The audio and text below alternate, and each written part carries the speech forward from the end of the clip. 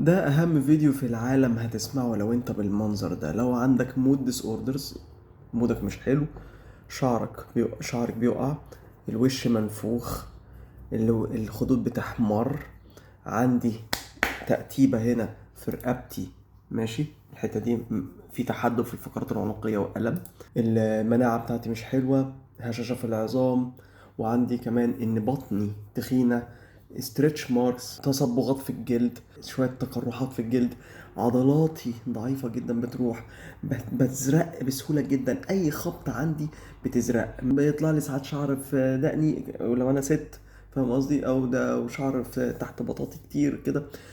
فدي كلها اعراض لحاجه اسمها الكوشنج سيندروم. ماشي، كوشنج سيندروم ده هو عباره ان انا عندي كورتيزول بيفرز كتير، ستريس هرمون، عشان انا عندي كرونيك ستريس، او نادرا نادرا نادرا الغدة النخامية بيتضغط عليها من ورم تحتيها. خلاص، نادرا نادرا نادرا، بس احنا بنتكلم في العموم ان الناس دي بتبقى عندها الايه، الكورتيزول عالي، ماشي، عشان الاي سي تي اتش اللي هو هرمون الاي سي تي اتش اللي بيعلي الكورتيزول ده عالي. طب تعالى، مشاكلنا هنا ايه بقى؟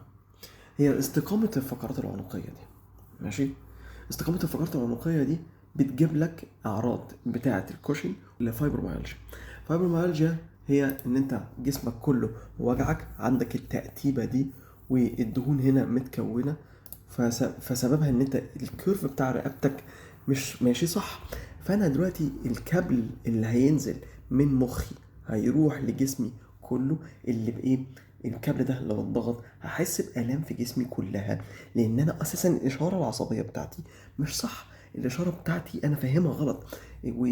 ودايما صوت الالارم او صوت الانذار عالي جدا عالي جدا. ليه؟ بسبب ان انا فقراتي مستقيمه، والضغط على النخاع الشوكي اللي طالع من تحت لفوق ده ماشي غلط. تمام، اوكي، طيب تعالى هنا مثلا المنظر ده منظر الفقرات العادية، الكيرف بتاعها مظبوط، الشريان ده اسمه الشريان الفقري او vertebral artery، ده بيبقى طالع لجذع المخيخ.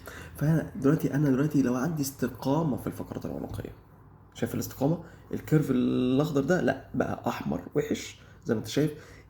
الشريان الفقاري ده اتضغط عليه وحصل له ستريتش جامد جدا، فتلاقي العيان يقول لك ايه، انا بخاف الف براسي كتير لحسن ادوخ. ليه؟ لان اساسا الخرطوم زي ما انت شايف كده مشدود اصلا، هاجي الف الخرطوم هيتشد اكتر، فالخرطوم لو اتشد اكتر اللي هو رايح للمخيخ هنا، شايف، هو الخرطوم ده طالع من هنا من الرقبه كده ورايح للمخيخ هنا، ده المخيخ ده مركز التوازن كله. فانا لو عندي مركز التوازن ده مضروب هخاف الف رقبتي، هروح اعاصر الشريان ده اكتر، اللي هو الشريان الفقاري ده اللي جاي من قلبي هنا وطالع لرقبتي فوق وداخل يغذي المخيخ عندي وجذع المخ. الله، جذع المخ، تعالى، يعني ايه جذع المخ؟ جذع المخ ده بقى اللي فيه عندنا 12 كرينيال نيرف، يعني عندي 12 عصب مخي، اهمهم مين؟ يعني مثلا في ناس تقول لي انا بقيتش اشم من بعد الكورونا. الله، ده تأثير في جذع المخ، ده انا ما بقيتش احرك عيني كويس، ده انا عندي عينيا ما بقتش تثبت على حاجه كويس وبقت ترغرغ كتير، ده انا عندي كمان ان انا عصب الحائر عندي اشتغل. ما هو العصب الحائر ده اصلا طالع منين؟ طالع من جذع المخ. لو ما فيش ترويه كويسه طالعه من رقبتي لجذع مخي، ماشي، جذع مخي طالع منه العصب الحائر، ما هو في النوايا بتاعت العصب الحائر. تعالى بقى اوريك العصب الحائر بيدي ايه.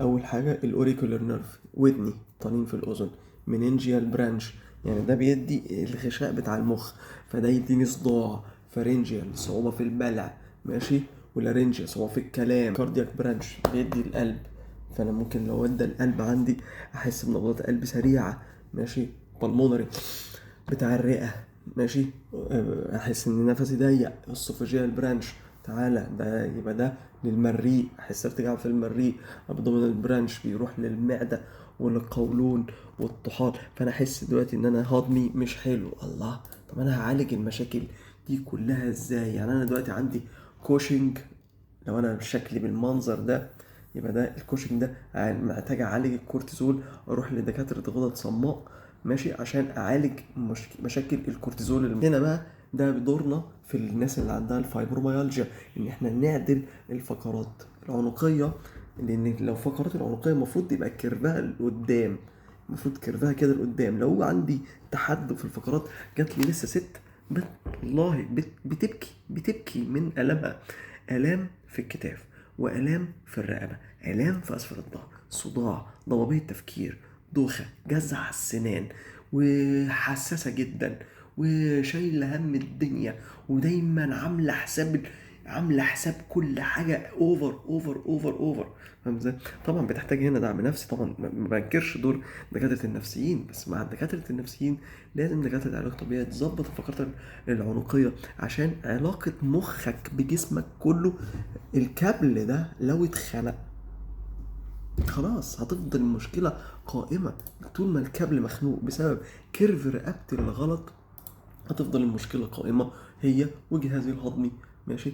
يبقى أنا لو عندي الأعراض دي، جهاز هضمي، دكتور جهاز هضمي، دكتور غدد صماء، دكتور نفسية وعصبية، ودكتور علاج طبيعي، بروح للأربعة. الأربعة دورهم مهم جدا معايا في الحالات اللي زي كده، إن كنت كوشنج أو إن كنت فايبروميالجيا وعندك استقامة في الفقرات العنقية. ماشي؟ خلينا نساعدك. ولو عندكم أسئلة تاني اكتبوها لي في الكومنتس. أنا آسف في الفيديو طول مني، وهذا والله أعلم.